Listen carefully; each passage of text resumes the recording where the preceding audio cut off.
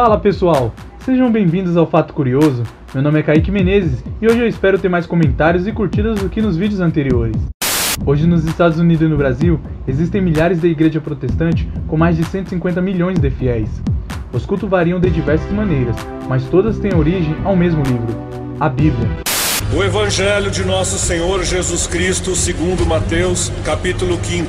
Nos dias de hoje não percebemos que qualquer pessoa pode ler a Bíblia e interpretá-la à sua maneira. Mas não foi sempre assim. A Bíblia já foi escrita em uma língua que ninguém compreendia. E quando as pessoas começavam a ler a palavra de Deus em inglês, deu início a uma revolução na fé popular. Por isso, nos séculos atrás, a Bíblia em inglês tornou-se um livro ilegal. E alguns homens sacrificavam as suas vidas para podê-la traduzir. John Wycliffe foi um dos primeiros a se rebelar contra a igreja. Quanto ao Papa, eu recuso, ele é inimigo de Deus e é o anticristo. Assim como outros que morreram também por ter traduzido a Bíblia. Suas lutas transformou o acesso à Bíblia em um dos fundamentos do cristianismo e da democracia moderna. Atualmente, cada nação tem a sua própria versão da chamada Palavra de Deus. Porém, as línguas originais da Bíblia foram o hebraico e o grego antigo. A tradução para o inglês ocorreu em 1526 e na época foi um ato ilegal. As autoridades inglesas acreditavam que se pessoas comuns lessem a Bíblia, fariam com que elas questionassem as autoridades das igrejas. Portanto, quando a Bíblia em inglês surgiu na década de 1380, ela não marcou apenas o reconhecimento religioso, mas também uma reviravolta política. Naquela época, existia somente uma igreja em toda a Europa Ocidental. Era a igreja que chamamos de Católica Apostólica Romana, e seu pontífice era o Papa. A igreja com certeza monopolizava a maneira como as pessoas vivenciavam o cristianismo. Não havia outras opções. Não se conseguia salvação em uma outra igreja.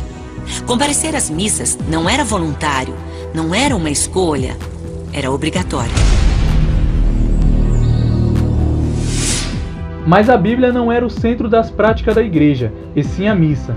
Celebradas por padres, era o sacramento com o poder de conferir a vida eterna. Esse ritual no qual acredita-se que pão e vinho torna-se o corpo e o sangue de Jesus Cristo. Era tão importante quanto o próprio Evangelho, mas o povo era excluído. Os padres se voltavam ao altar, ficando-se de costa para os fiéis, e falavam em latim, uma língua inacessível, que apenas os sacerdotes compreendiam. Mesmo que as pessoas ouvissem a Bíblia, ela seria também em latim, uma tradução com 100 anos de idade. Realizar os rituais e seguir as leis do padre era o que levavam ao paraíso. Isso concedeu à igreja um enorme poder político. O status de um padre era realmente de poder, porque eles eram capazes de executar milagres com suas palavras. E realmente era uma posição muito poderosa. Lá em cima, no altar, lidando com um grande mistério.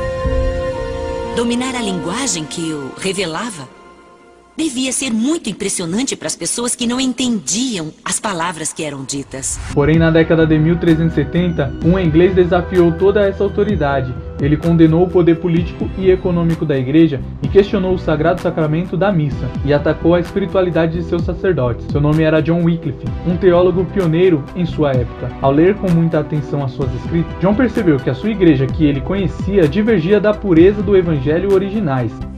A leitura da Bíblia convenceu Wycliffe de que a igreja tinha entendido errado e que o poder que ela alegava ter estava em contradição com a Escritura. E isso transformou a Bíblia na fonte de autoridade do cristianismo. Indignado, John propôs um cristianismo puro e renovado, com o suporte de uma Bíblia em inglês. Agora, sabendo disso, por que não podemos escrever o Evangelho em inglês para poder edificar a alma de todos os homens?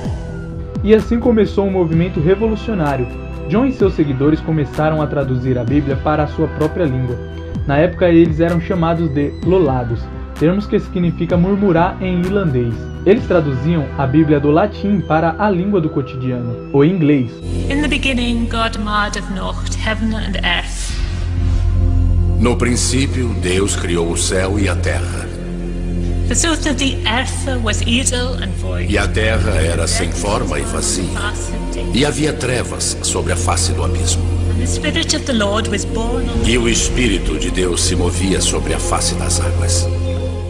As Bíblias de John eram todas manuscritas, cada uma podia levar até 6 meses para ficarem prontas. A Bíblia de Wycliffe não foi impressa, por isso cada uma delas é um objeto único. As primeiras Bíblias pareciam cartilhas de tradução do latim para o inglês, palavra por palavra. Era quase uma tradução literal em vez de se traduzir os contextos, e isso soava meio estranho. As últimas versões eram mais elaboradas, mais coerentes, de leitura mais agradável. Já não parecia que alguém estava aprendendo a traduzir, mas sim pensando biblicamente. Ler a Bíblia de John encorajavam as pessoas a terem suas próprias opiniões, algo que não era tolerado pelas autoridades. Isso abalava as regras da igreja e do Estado. Logo foram tomadas medidas para acabar com os lolados, ou loladismo, assim chamados pelas autoridades. Em 1407, os livros de John foram proibidos e a tradução da Bíblia para o inglês se tornou ilegal. A partir de então, possuir uma Bíblia em inglês era considerado heresia, e a punição para a heresia era o fogo, e assim chegou a morte de John Wycliffe. Esse foi mais um vídeo do Fato Curioso. Se você gostou, deixe o seu like e não deixe de se inscrever no nosso canal. Mais vídeos como esse aqui todas as quarta-feiras.